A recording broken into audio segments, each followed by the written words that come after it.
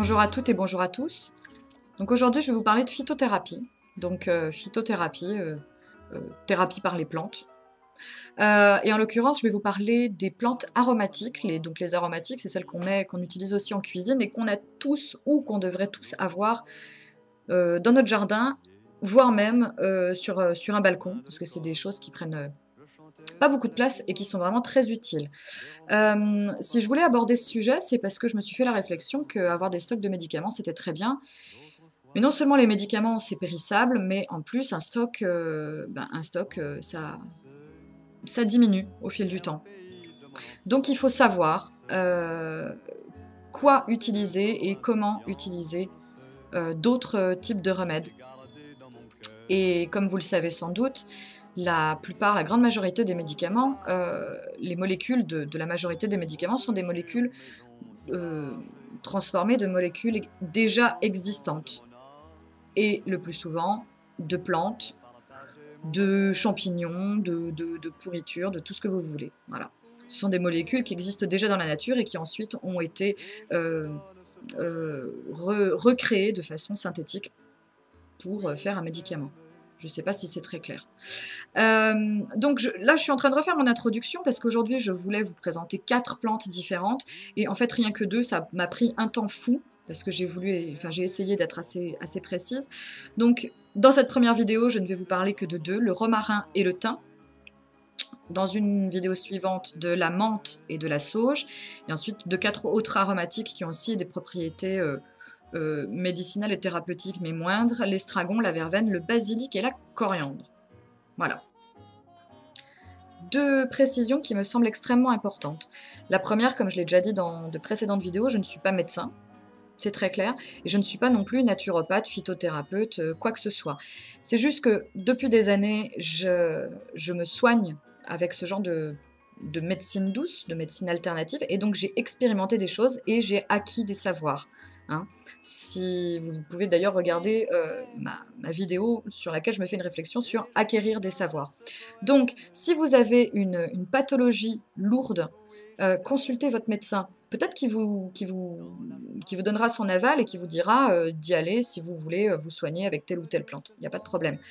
Mais après, moi, je ne peux pas porter sur mes épaules ce genre de responsabilité. Ne suivez pas mes conseils ou mes indications de façon totalement aveugle. D'accord ? Ensuite, la deuxième chose très importante, je reviens donc sur les savoirs. Je vous montre, d'ailleurs je vais vous montrer tout de suite à quoi ça ressemble par exemple du romarin, c'est très bien. Mais est-ce que vous allez savoir le reconnaître en pleine nature ? Donc le romarin séché, le romarin frais, ça n'a pas la même tête, donc si vous utilisez déjà de la fusion de romarin, vous savez comment c'est séché ou dans la cuisine, mais il faut savoir le reconnaître. Donc faites aussi vos propres expérimentations et apprenez à reconnaître les plantes. Ça n'a rien de ridicule que d'aller dans une jardinerie, chez un pépiniériste pour voir certains arbustes, certaines plantes, et de toucher cette plante. Touchez-la. Apprenez à la différencier d'une autre, par la vue, par la texture, par l'odeur, même par le goût, d'accord ? Apprenez à les reconnaître. Ça, c'est un savoir qui est extrêmement important. Voilà, c'est tout. Du coup, maintenant, je vais tout de suite vous parler du romarin. Alors, le romarin, c'est un arbuste, un arbrisseau, même on pourrait dire, qui pousse principalement dans les régions méditerranéennes, sur des sols calcaires, mais qui en fin de compte peut pousser partout. Hein. Moi, ça pousse très bien chez moi et pourtant c'est pas très ensoleillé. Et puis voilà, une fois que vous l'avez, votre romarin, qui s'épanouit un petit peu, c'est increvable. Ça passe très bien l'hiver. Et puis séché, ça se garde indéfiniment. Alors, ça se présente comme ça, avec donc un petit arbuste avec des grandes tiges. En cuisine, vous pouvez utiliser les feuilles fraîches. Nous, en phyto, on va utiliser les feuilles séchées. Donc vous coupez les tiges, vous les laissez sécher au soleil ou près d'un chauffage, d'un chauffe-eau, d'une cheminée, et puis vous les conservez au sec dans un bocal en verre, en terre, voilà. Alors, le romarin, c'est vraiment une bénédiction parce que c'est un stimulant général. Donc, pour lutter contre contre la fatigue physique et psychique, je dirais, vous savez, le surmenage. C'est très très bon. En infusion ou en vin de romarin, vous pouvez faire macérer du romarin dans du vin rouge, mais là je vais vous parler principalement des infusions. Mais au-delà d'être un stimulant général, c'est un très bon stimulant des fonctions hépatiques, digestives et de la vésicule biliaire. Donc hépatique, c'est le foie.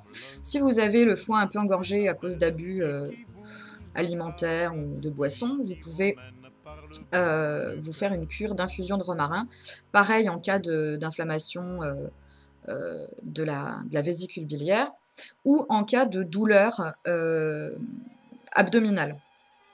Les infusions agiront sur les fermentations intestinales qui provoquent ces douleurs abdominales et calmeront les spasmes. Donc si vous avez mal au ventre après avoir mangé, pour faciliter la digestion, vous pouvez vous faire des infusions de romarin. Alors les infusions, c'est très simple, hein. Vous prenez une cuillère à café de feuilles séchées de romarin, que vous mettez dans une tasse avec de l'eau bouillante et vous laissez infuser 10 minutes. Vous filtrez, vous buvez, vous pouvez prendre 3 tasses par jour après les repas. Voilà. Ensuite, le romarin est excellent aussi pour les soucis bronchiques. Donc quand vous avez une bronchite, vous pouvez vous faire aussi des infusions de romarin.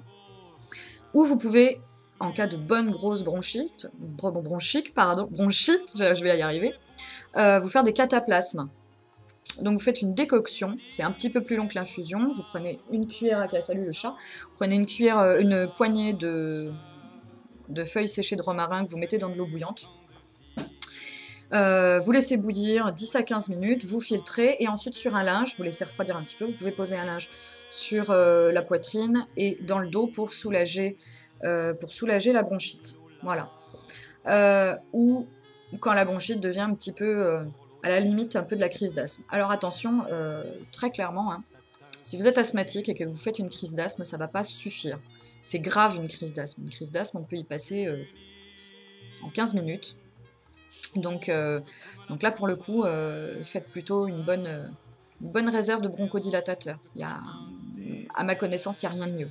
Voilà. Et puis aussi, donc, le romarin a des propriétés antiseptiques, donc qui, comme je le disais tout à l'heure, contribuaient à agir sur les fermentations intestinales, mais c'est excellent aussi pour le cuir chevelu. Voilà, donc vous pouvez, après un shampoing, vous rincer, vous faire une friction avec une décoction de romarin, c'est excellent pour le cuir chevelu. Et puis enfin, je dirais, comme c'est un tonifiant, après une bonne grosse journée de rando, vous pouvez vous prendre un bain avec du romarin. Voilà, c'est bon pour les douleurs rhumatismales, les courbatures et ce genre de choses. Voilà.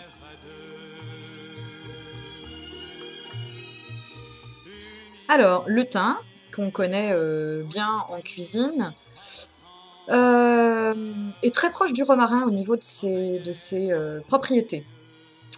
Il faut savoir que le thym, le romarin, la menthe ou par exemple la lavande sont des plantes qui sont très riches en huiles essentielles. Donc les huiles essentielles, vous connaissez, c'est les choses qu'on achète en petits flacons qui sont des concentrés de plantes. Si je peux vulgariser ça comme ça, c'est quelque chose qui a été extrait de la plante. Et il faut que vous sachiez que plus une plante est odorante, plus elle est concentrée en huile essentielle. Voilà. Le thym, donc, a des propriétés antiseptiques, tout comme le romarin. Donc, ça pourra être utilisé pour les ballonnements, pour les soucis de ventre, etc. Par contre, ça n'aura pas la même efficacité sur les soucis hépatiques et de la vésicule biliaire. Et également, en cas de rhume, de grippe, de choses comme ça, ça sera excellent. Mais à la différence du romarin, il n'a pas que des vertus antiseptiques, il a aussi des vertus antivirales. Donc il pourra être utilisé en prévention de la grippe, par exemple, en buvant du thym régulièrement. Et à ce propos, vous pourrez aussi l'utiliser, chose qui n'est pas démontrée chez le romarin, en cas de diarrhée. Voilà. Donc pour les maux de ventre, l'aérophagie, les ballonnements, la diarrhée, pour les soucis, les infections pulmonaires, ça calme la toux, la toux, toute simple, et soi-disant aussi la toux, quinteuse de la coqueluche. Alors la coqueluche qui est une maladie dont on n'entend plus vraiment parler parce que c'est une maladie, qui a pratiquement disparu, mais il y a des récidives justement de ces maladies. Voilà. Et qu'est-ce que je voulais dire d'autre? On peut l'utiliser également en cas de parasitose intestinale, et puis tout comme le romarin par contre pour les soins du cuir chevelu. Même utilisation en infusion. Ne laissez pas infuser plus de 10 minutes parce que c'est très puissant déjà, et puis c'est pas bon, ça devient vraiment dégoûtant quand on le laisse trop infuser. Voilà, donc après avoir parlé du romarin et du thym, juste après une seconde vidéo sur la menthe et sur la sauge. Si vous avez des questions ou des choses à dire, n'hésitez pas à les laisser en commentaire. Merci, à bientôt. Femme, j'ai foutu le camp, parce que depuis tant d'années, c'était pas une sinécure de lui voir tout le temps le nez au milieu de la figure. Je bats la campagne pour dénicher la nouvelle compagne, Valancelle-là, qui bien sûr laissait beaucoup trop de pierres dans les lentilles, mais se pendait à mon cou quand je perdais mes billes.